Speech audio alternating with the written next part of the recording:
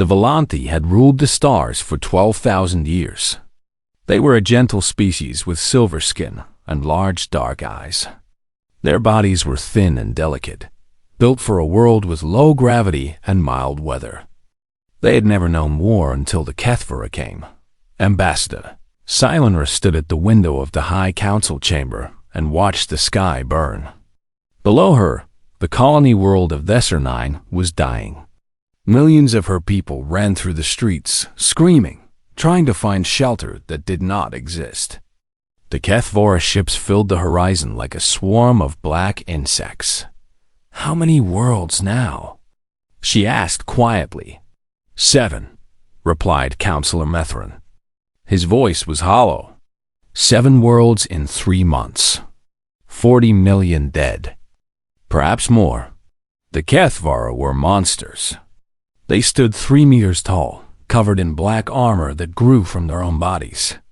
They had too many legs and too many eyes and mouths filled with teeth meant for tearing flesh. They did not conquer worlds for resources or territory. They conquered worlds because they enjoyed killing. They were hunters, and the gentle species of the Confederacy were their prey. Silenra turned away from the window. The council chamber was filled with representatives from 19 species, and every single one of them looked afraid. Their fleets had tried to fight the Kethvara. Their weapons had bounced off the enemy ships like rain off stone. Their soldiers had died in seconds against the Kethvara warriors. "There must be something we can do," said a small creature from the back of the room. "Someone who can help us." "There is no one," Counselor Methrin said. "We have contacted every species in the known galaxy. No one will come. The Kethvara are too strong. Everyone is afraid." Silenra closed her eyes. She thought about her children, safe for now on the homeworld. She thought about all the children on all the worlds that would fall next. And she thought about the ancient beacon that sat in the deepest vault of the council building. The beacon that their ancestors had forbidden them from ever using. "There is one option," she said slowly. "One we have never considered." The room went silent. Everyone knew what she meant.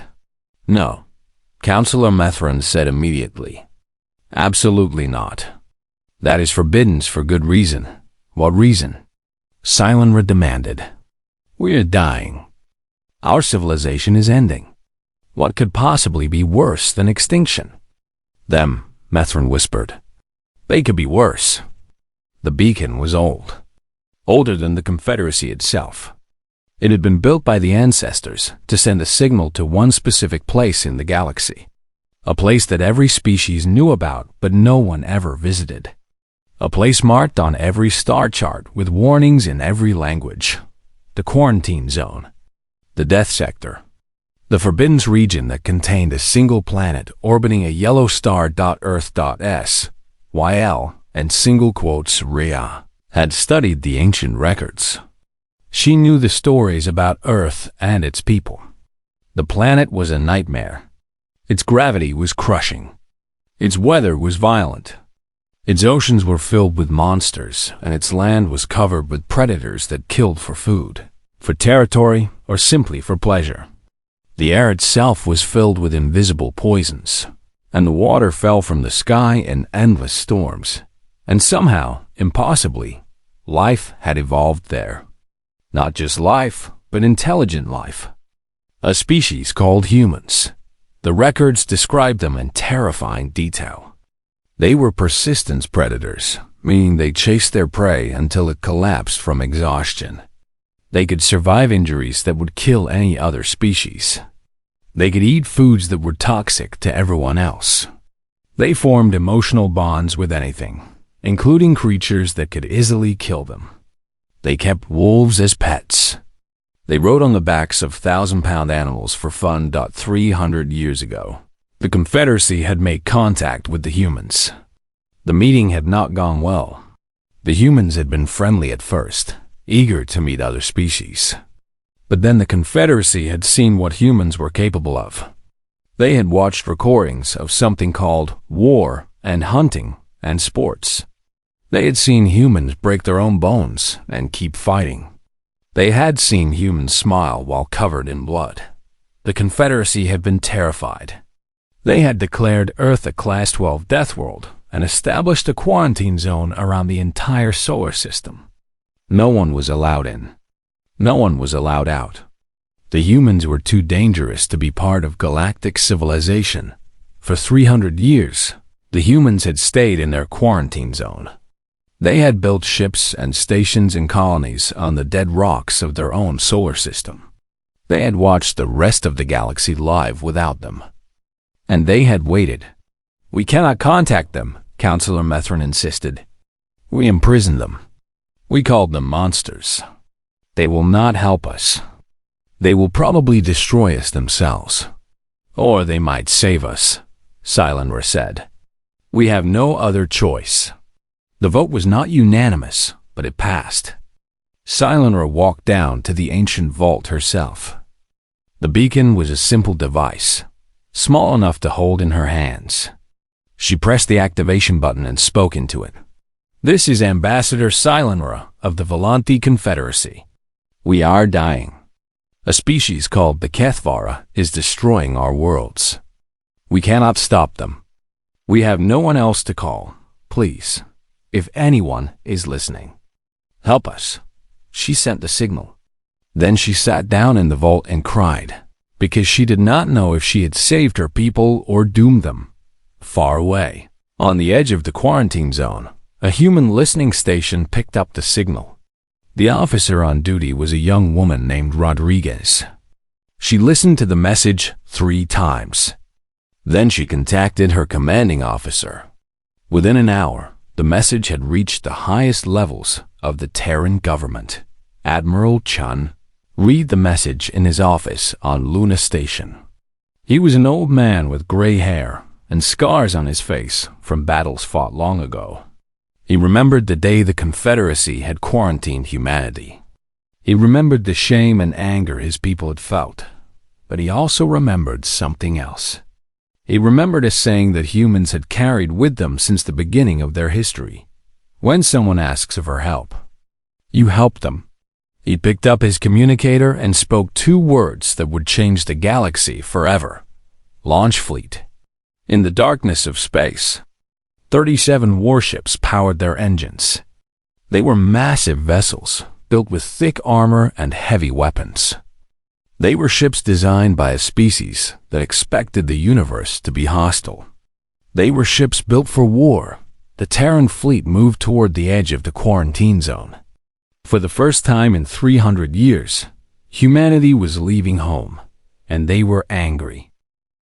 Commander Elena Vasquez stood on the bridge of the TNV Prometheus and looked at the stars. She was a tall woman with dark hair and eyes that had seen too much death. She had been born on Earth, in a city called Buenos Aires, and she had grown up knowing that her people were prisoners. The quarantine had shaped her entire life. She had watched other species travel freely between the stars, while humanity remained trapped in their own solar system. She had listened to the recordings of the day the Confederacy had declared humans too dangerous for the galaxy. She had felt the anger that every human felt when they thought about it, but she had also felt something else: curiosity, wonder, a deep desire to see what was out there, beyond the invisible walls that held her people captive. Now, for the first time in 300 years, she was going to find out. "Commander," said Lieutenant Park from his station, "we are approaching the edge of the quarantine zone. All 37 ships report ready." Vasquez nodded. She looked around the bridge at her crew. They were all young and strong, born and raised in the heavy gravity of Earth or the harsh conditions of the space stations. They were soldiers, trained for combat since childhood. And they were scared. She could see it in their eyes. Not fear of the enemy. Fear of the unknown. They had spent their whole lives being told they were monsters. Now they were about to meet the species that had called them that. "Listen to me," Vasquez said. Her voice was calm and steady. "I know what you are thinking. I know what you are feeling. We have all grown up being told that we are too dangerous, too violent, too scary for the rest of the galaxy. She paused and looked at each of them in turn. Maybe they were right. Maybe we are dangerous. But today, that is not a weakness. Today, that is our strength. There are people out there who need our help. They are dying, and no one else will save them. So we will. The crew straightened in their seats. She could see the fear changing to determination. We are humans, Vasquez continued. We come from a world that tried to kill us every day of our lives. We survived volcanoes and earthquakes and ice ages and plagues. We hunted animals that were bigger and stronger and faster than us, and we won. We are the children of a death world, and today we are going to show the galaxy what that means. She turned to face the main view screen. The stars stretched out before them, endless and beautiful. Take us through, she ordered. The fleet crossed the quarantine zone.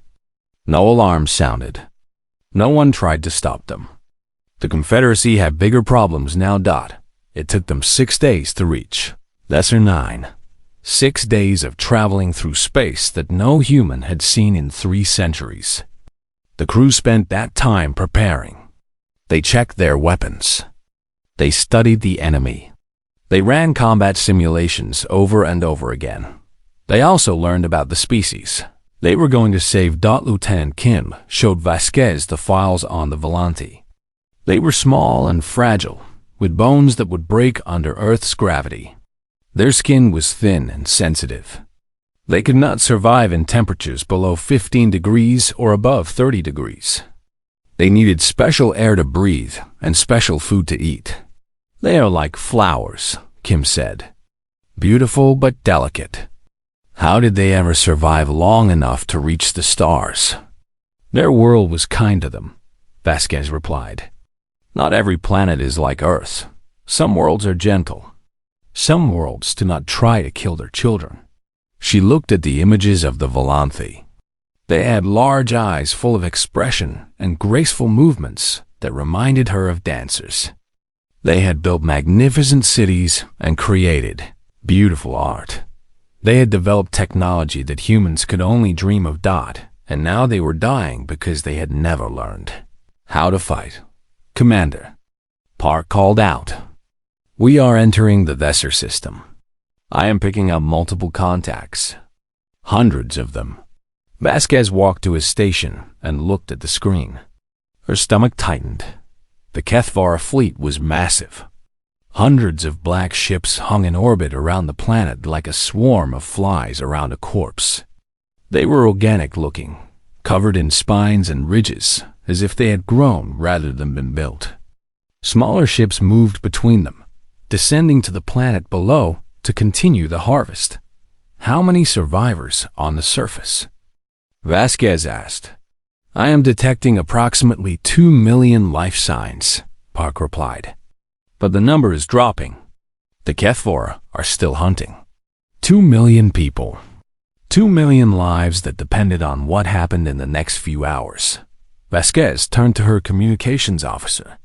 Open a channel to the Confederacy rescue fleet. Let them know we are here. The response came quickly. It was a Volanthe captain, and even through the translator, Vasquez could hear the terror in his voice. Unknown vessels, identify yourselves immediately. You are entering a combat zone. You must withdraw. The Kethvara are too powerful. You cannot win.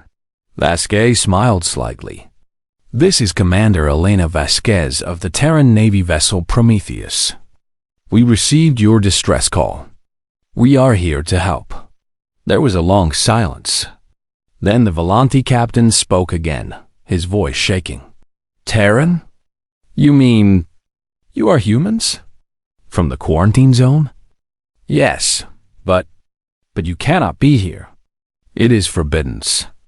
You are dangerous? Vasquez finished for him. Yes, we are. And right now, that is exactly what you need. She cut the communication and turned to her tactical officer. What is the enemy doing? They have noticed us, Commander. A portion of their fleet is breaking off to intercept. Approximately 100 ships. 100 against 37. The odds were not good. But Vasquez had studied the HFY during the journey. She knew their tactics. They relied on fear and numbers. They expected their prey to run. Humans did not run. All ships, she said over the fleet channel. This is Commander Vasquez. The enemy thinks they know what we are. They think we are like the other species they have hunted. They are wrong. She paused and took a deep breath. We are going to show them what a death world produces. We are going to teach them why the galaxy locked us away. Full speed ahead.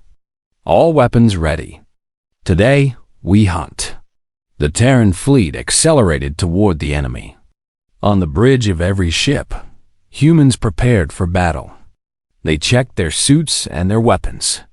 They said quick prayers or whispered messages to loved ones. They were afraid, but they did not stop. The Volante rescue fleet watched in disbelief as the human ships charged directly at the HFY. No other species had ever done that. No other species had ever been crazy enough to try. Commander Vasquez watched the enemy ships grow larger on her screen. Her heart was beating fast, but her hands were steady. She had trained her entire life for this moment. All ships, she said calmly. Weapons free. The battle for Thesser-9 had begun. Admiral Kethros watched the strange ships approach and felt something he had not felt in a very long time. Confusion. He had conquered 43 worlds. He had hunted species across the galaxy. He had seen every kind of prey, from the tiny Volante to the massive Grundori. All of them had one thing in common. When his fleet appeared, they ran. These ships were not running. They were charging. What species are they? He demanded from his second-in-command. Unknown Admiral. They came from the quarantine sector, the Forbidden Zone. Kethros felt a small chill run through his body. He had heard stories about the quarantine zone. Everyone had. There was a planet there, a death world, where monsters lived. Monsters so terrible that even the peaceful Confederacy had locked them away. But those were just stories. Surely nothing could actually survive on such a world. Destroy them, he ordered. They are small in number. This will not take long. His ships opened fire. Bright beams of energy shot across space and struck the enemy vessels. Kethros waited for the explosions. He waited for the ships to break apart and burn. Nothing happened. The enemy ships kept coming. Their armor glowed where the weapons had hit, but it did not break. It did not even crack. Fire again, Kethros commanded. Full power, more weapons fire, more hits. And still the enemy ships came on, closer and closer, until they were in range of their own weapons.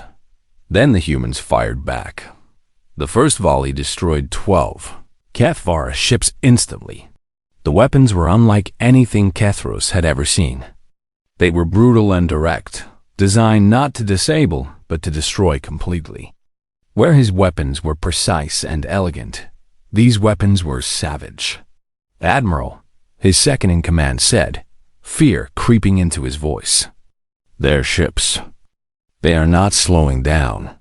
They are still accelerating. Kethros looked at the tactical display. It was true. The enemy ships were moving faster and faster, heading directly into the heart of his fleet. Any normal species would have stayed at range, fighting from a safe distance. These creatures were doing the opposite. They wanted to get close. The battle turned into chaos. The human ships plowed into the HFY formation like wolves into a flock of sheep. They were everywhere at once, spinning and firing and ramming enemy vessels.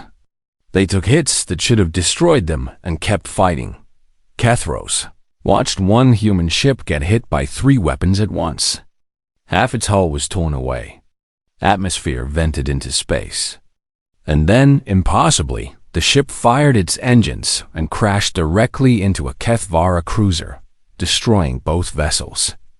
"They are insane," his second-in-command whispered. "They are completely insane." But the worst was yet to come. HFY saw the boarding pods launch from the human ships. Small metal containers filled with soldiers, shooting across space toward his flagship. He laughed. Boarding actions were common in space warfare. His warriors were the best in the galaxy. These humans would learn their mistake quickly. The pods struck the hull and cut through it like knives through flesh. Alarms screamed throughout the ship as the humans poured inside. HFY switched to the internal cameras and watched. What he saw would haunt him for the rest of his life. The humans moved differently than any species he had ever seen. They did not creep or sneak or hide. They walked forward calmly and steadily, firing their weapons with terrible accuracy. When a HFY warrior charged at them, they did not run. They stood their ground and fought. His warriors were twice the size of the humans. They had natural armor that could stop most weapons. They had claws that could tear through metal. And they were losing. A HFY warrior slashed a human soldier across the chest. The armor held, but the human staggered. HFY expected him to fall back, to retreat and find medical help. Instead, the human grabbed the warrior's arm and pulled him closer. With his other hand, he drew a blade and drove it into the warrior's throat. The human was bleeding. He was hurt. And he was smiling. "What are these things?" HFY demanded. "What world produces such creatures?" "A death world," his second-in-command replied. "A world where everything is trying to kill you. A world where only the strongest and most ruthless survive. These humans, they are apex predators, Admiral. Just like us." "No," HFY said slowly. "Not like us. We hunt the weak and the gentle.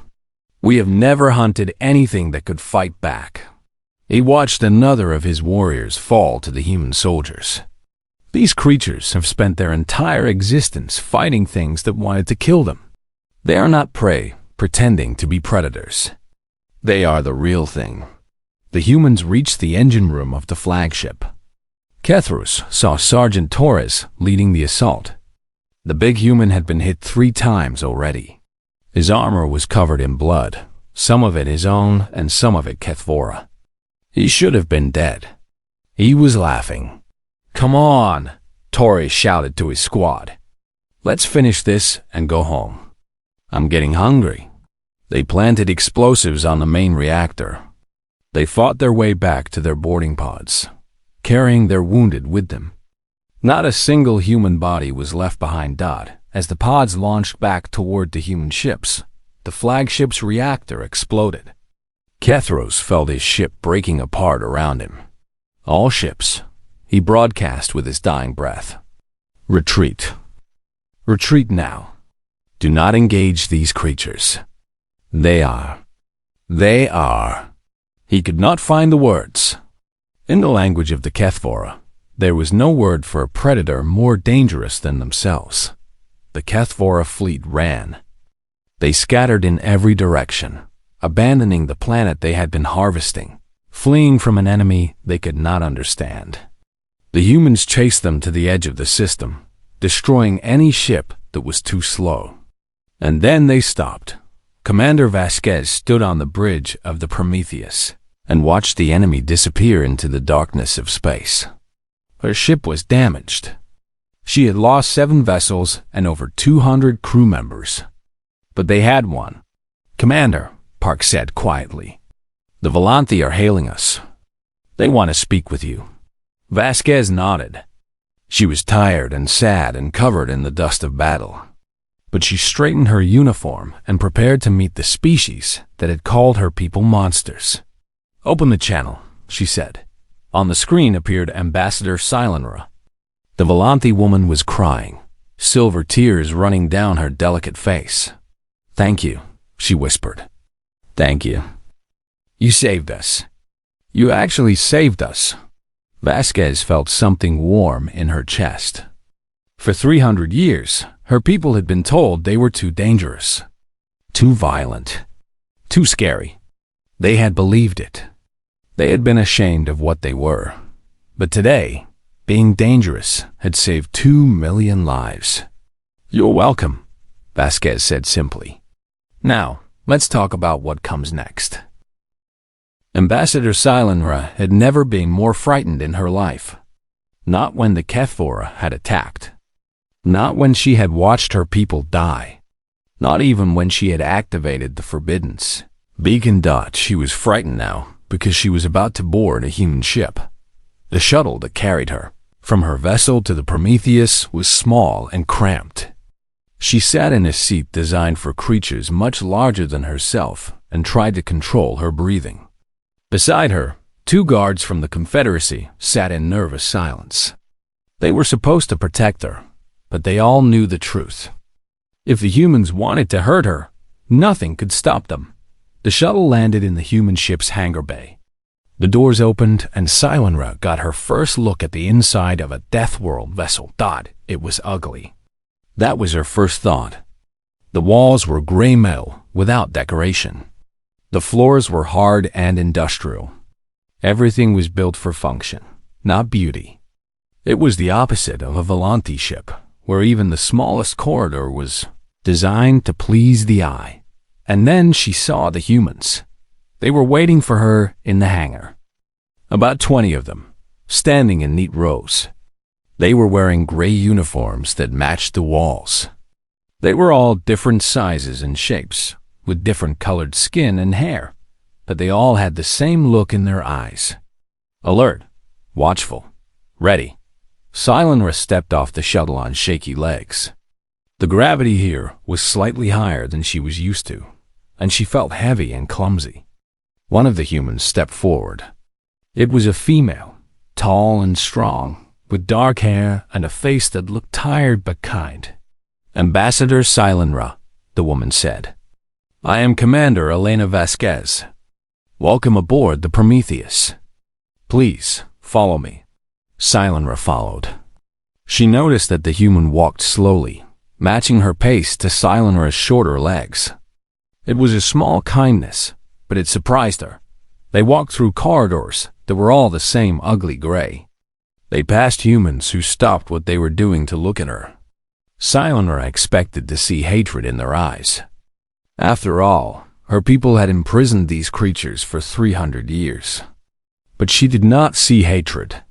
She saw curiosity, interest, even friendliness. One young human smiled at her and waved. Silenra did not know what to think. Reached a room that Vasquez called her ready room. It was a small space with a desk and some chairs. There were pictures on the walls showing places Silenra did not recognize. Mountains and oceans and forests. Earth, she realized. Images of the death world.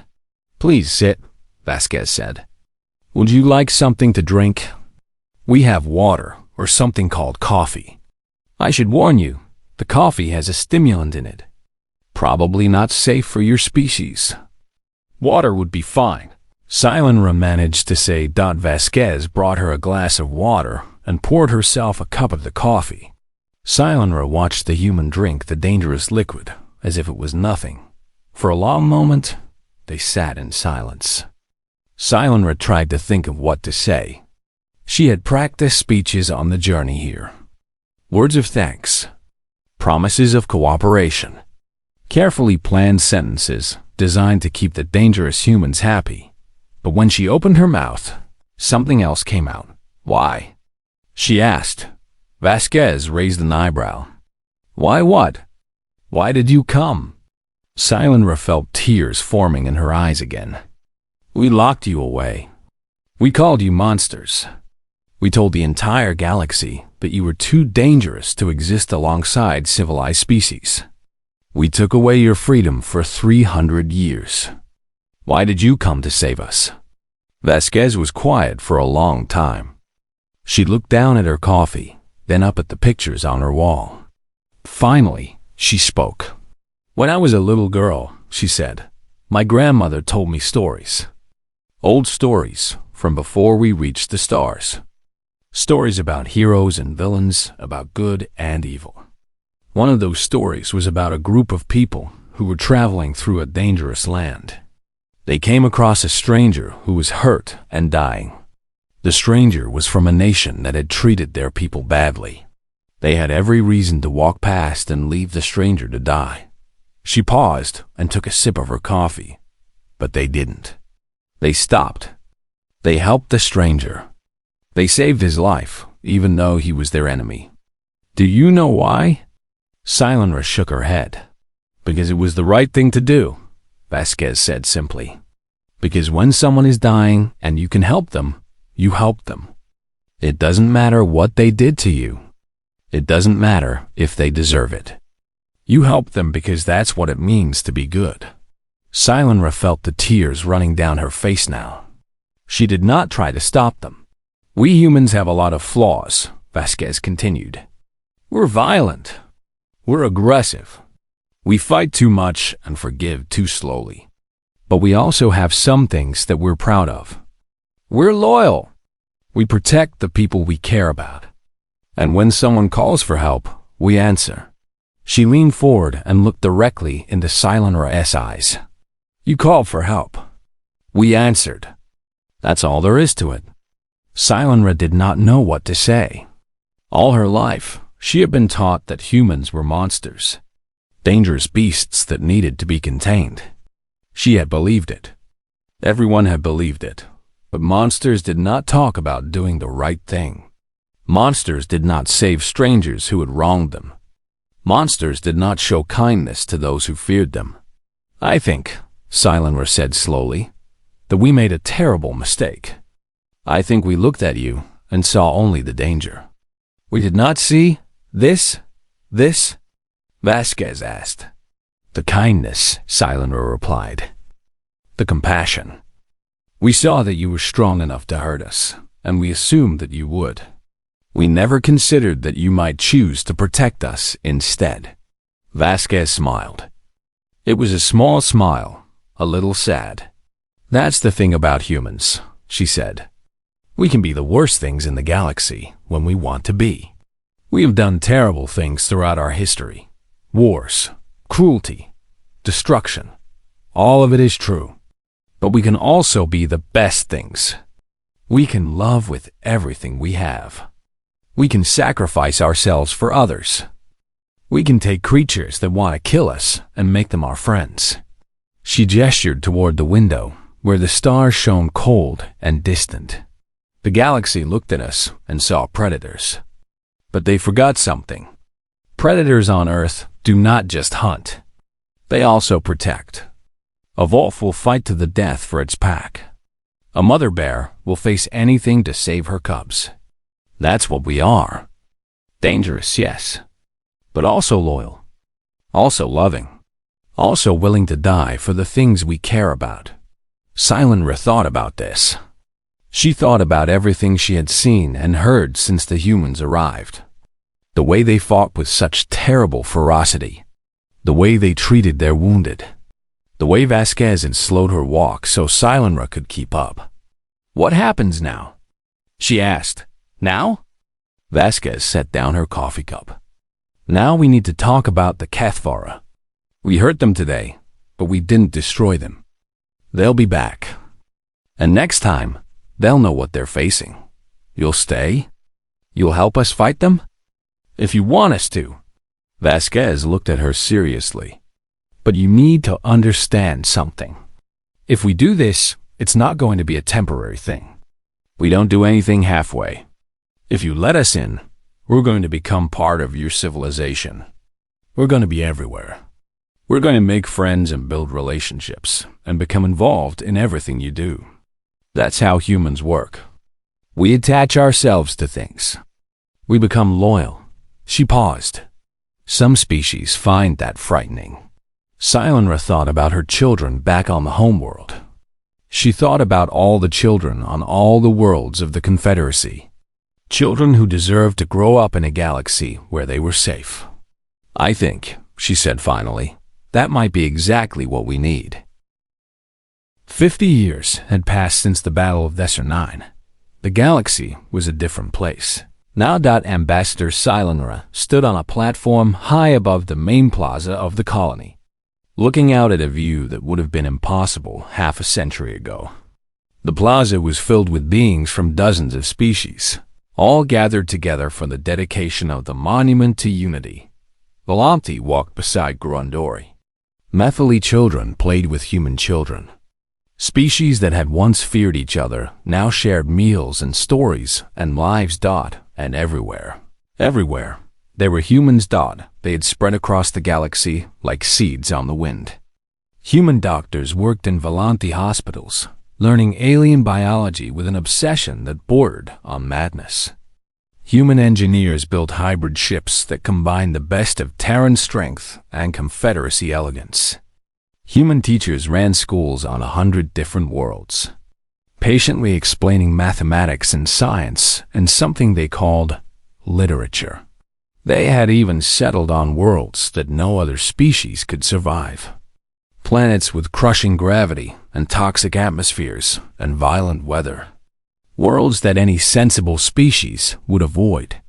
The humans looked at these death worlds and saw homes. "You're thinking again," said a voice beside her. Silen returned to see Admiral Elena Vasquez standing next to her. The human woman was old now, her hair completely gray, her face lined with decades of experience. But her eyes were still sharp, still kind, still full of that strange mixture of danger and warmth that Silenra had come to understand so well. "I'm thinking about how much has changed," Silenra replied. "Good changes?" "Mostly." Silenra looked back at the crowd below. "Some of the old council members are still unhappy. They say that humans have taken over, that you have too much influence, that you have changed our civilization beyond recognition." Vasquez laughed softly. "Are they wrong?" "No," Silenra admitted. "They're completely right. You have taken over. You do have too much influence. You have changed everything." She paused. "But they forget what things were like before. They forget the fear, the helplessness, the certainty that we were going to die." The Kethvera Dominion no longer existed. It had taken 20 years, but the combined forces of the Confederacy and humanity had finally defeated them. The Harvesters had become the harvested. Their conquered worlds had been liberated. Their fleets had been destroyed. Their surviving populations had been given a choice: learn to live peacefully or be confined to their homeworld forever. Most had chosen peace. It was amazing what beings could learn when they had no other option. "I received a report this morning," Vasquez said, "from the frontier. A small transport ship was attacked by raiders near the outer rim." Silenra felt a flash of concern. "Were there casualties?" "No. The raiders took one look at the ship's escort and ran." Vasquez smiled. It was a single human patrol vessel. One ship. The raiders had 12. And they ran? They ran. The commander of the patrol vessel was disappointed. She had been hoping for some excitement. Silenra shook her head in wonder. This was what the galaxy had become. A place where the mere presence of humans was enough to prevent violence. The Deathworlders had become protectors. The monsters had become guardians. "Do you know what they call you now?" Silenra asked. "In the outer territories. In the places where pirates and raiders used to hunt freely." "I've heard some of the names," Vasquez replied. "The nightmares of legend," Silenra said. "The beasts from the Forbidden World, the hunters of hunters." She looked at her old friend. "Parents tell their children stories about you. Not to frighten them. To comfort them? Comfort them how? They tell them that if they are ever lost or scared or in danger, they should call for the humans. Because the humans always answer. The humans never abandon anyone. The humans will come, no matter how far or how dangerous, and they will save you. Vasquez was quiet for a long moment. When she spoke, her voice was thick with emotion. "When I was young," she said, "I was ashamed of what we were. I looked at other species and wished we could be like them. Gentle, peaceful, civilized. I thought our violence was a curse. And now? Now I understand that violence is just a tool. Like fire or water or anything else.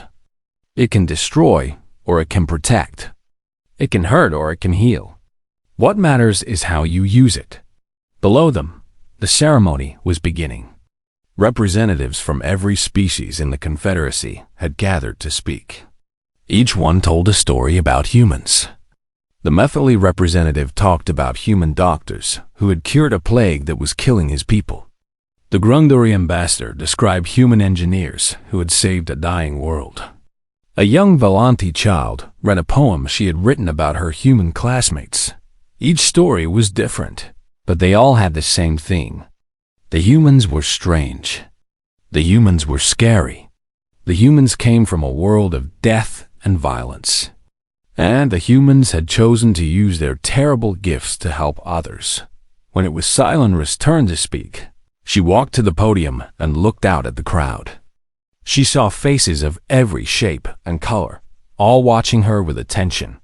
She saw humans standing among them, tall and strong and watchful, their eyes full of that familiar mix of danger and love. 50 years ago, she began. I sent a message into the darkness. I called for help from beings that my people had feared and imprisoned for 3 centuries. I did not know if they would answer. I did not know if they would save us or destroy us. She paused, remembering that terrible day. They answered. They saved us. And then they did something even more remarkable. They forgave us. She looked at Vasquez, standing at the back of the platform with tears in her eyes. The humans could have demanded payment for their help. They could have punished us for the quarantine. They could have taken revenge for all the years they were locked away. Instead, they offered us friendship. They gave us protection. They shared their strength with species too weak to protect themselves. The crowd was silent, listening. We called them monsters, Silenra continued. We called them beasts and nightmares and deathworlders. We were not wrong. They are all of those things. But they are something else as well. Something we never expected. She smiled. They are family. They are the fierce, protective, terrifying family that the galaxy never knew it needed. They are the nightmare that guards our dreams. The predators who hunt other predators. The monsters who fight for the innocent. She raised her glass in a toast. To the humans. May we always be worthy of their loyalty. May we never give them reason to become our enemies. And may the galaxy never forget the day when we called for help and the Deathworlders answered. The crowd raised their glasses. Humans and aliens together, united in a bond that had been forged in blood and fire and sacrifice. Far away, on a small planet at the edge of known space, a Kethvora survivor crawled out of hiding and looked up at the stars. He remembered the day the humans had come. He remembered the fear and the pain and the terrible realization that his people were no longer the greatest.